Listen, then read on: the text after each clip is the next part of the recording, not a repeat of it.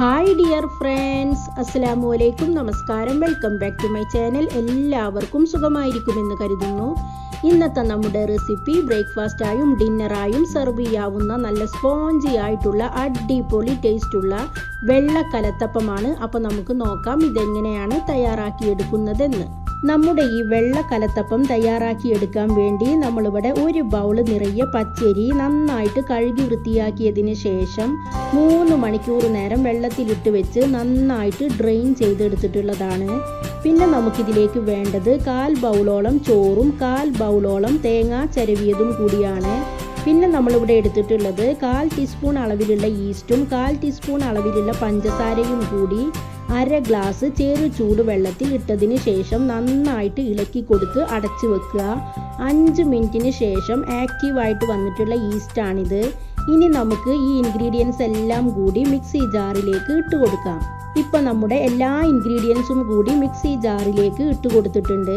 അടുത്തതായി നമ്മുടെ വെള്ളക്കലത്തപ്പത്തിന് നല്ലൊരു ഫ്ലേവർ കിട്ടാൻ വേണ്ടി 1 ടീസ്പൂൺ മുഴുവനായിട്ടുമുള്ള ചെറിയ ജീരകം ആഡ് ചെയ്യാം. അടുത്തതായി നമുക്ക് ഇതിലേക്ക് ആവശ്യത്തിനുള്ള വെള്ളം കൂടി ആഡ് ചെയ്ത് കൊടുക്കാം. വെള്ളത്തിൻ്റെ അളവ് കൂടി പോവാതെ ശ്രദ്ധിക്കുക. നമ്മളിവിടെ 1 ഗ്ലാസ് മുഴുവനായിട്ടുമുള്ള വെള്ളമാണ് ആഡ് ചെയ്ത് കൊടുക്കുന്നത്. വെള്ളം കൂടി ആഡ് ചെയ്ത് കൊടുത്തതിന് ശേഷം നമുക്ക് ബ്ലെൻഡർ അടച്ച് വെച്ച് നന്നായിട്ടൊന്ന് ബ്ലെൻഡ് ചെയ്തെടുത്ത് വരാം. ഇപ്പം നമ്മുടെ വെള്ളക്കലത്തപ്പത്തിനുള്ള ബാറ്റർ ഇവിടെ റെഡി ആയിട്ടുണ്ട്. ഇനി നമുക്ക് ഈ ബാറ്റർ മുഴുവനായിട്ടും ഈ ഒരു പാനിലേക്ക് ഒഴിച്ചു കൊടുക്കാം.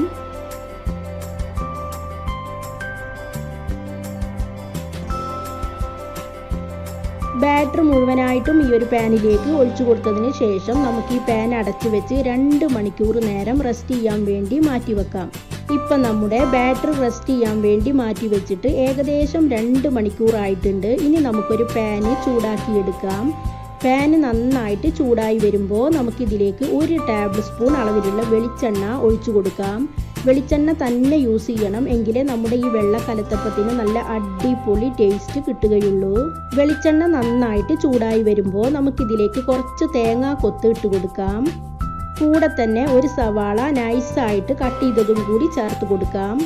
ഇനി നമുക്ക് ഇതൊന്ന് ഫ്രൈ ചെയ്തെടുക്കാം. ഒരുപാട് ഡാർക്ക് കളറാവാനൊന്നും നിൽക്കേണ്ട, കളറൊന്ന് മാറിയാൽ മാത്രം മതി.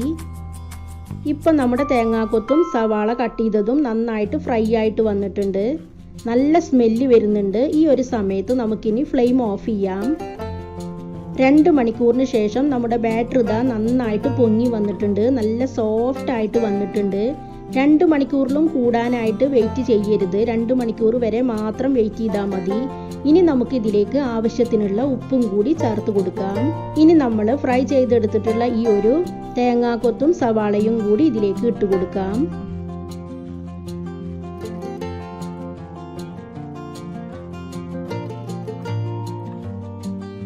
ഇനി നമുക്കിതെല്ലാം കൂടി നന്നായിട്ടൊന്ന് മിക്സ് ചെയ്ത് കൊടുക്കാം. ബ്രേക്ക്ഫാസ്റ്റായും ഈവനിങ് സ്നാക്കായും ഡിന്നറായും എല്ലാം സെർവ് ചെയ്യാൻ പറ്റുന്ന നല്ല ഒരു അടിപൊളി ടേസ്റ്റുള്ള വെള്ളക്കലത്തപ്പമാണിത്. കറികളുടെ കൂടെ കഴിക്കാനും കറികളൊന്നുമില്ലെങ്കിലും നല്ല ടേസ്റ്റ് തന്നെയാണിത്. എല്ലാവരും ഒന്ന് ട്രൈ ചെയ്ത് നോക്കണം.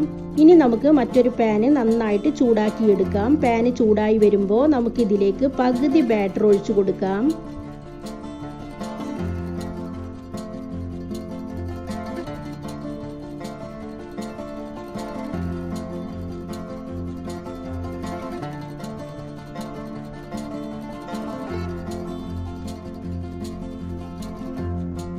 പകുതി ബാറ്ററെ നമ്മൾ ഈ പാനിലേക്ക് ഒഴിച്ചു കൊടുത്തിട്ടുള്ളൂ. ഇനി നമുക്ക് ഇതിൻ്റെ മുകളിലായിട്ട് നേരത്തെ ഫ്രൈ ചെയ്ത് വെച്ചിട്ടുള്ള ഈ കോക്കനട്ട് പീസസും സവാളയും കൂടി മുകളിലൂടെ ഒന്ന് ഇട്ട് കൊടുക്കാം.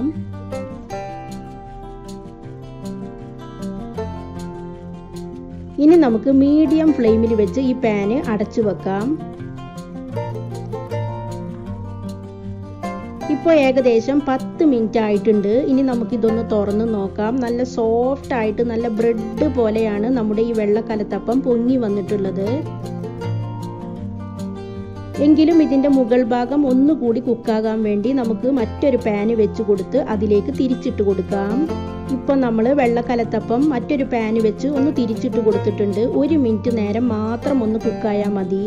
അപ്പോൾ ഇതാ നമ്മുടെ അടിപൊളി സ്പോഞ്ചി ആയിട്ടുള്ള വെള്ള കലത്തപ്പം ഇവിടെ തയ്യാറായി കഴിഞ്ഞു. എല്ലാവരും ട്രൈ ചെയ്തു നോക്കണം.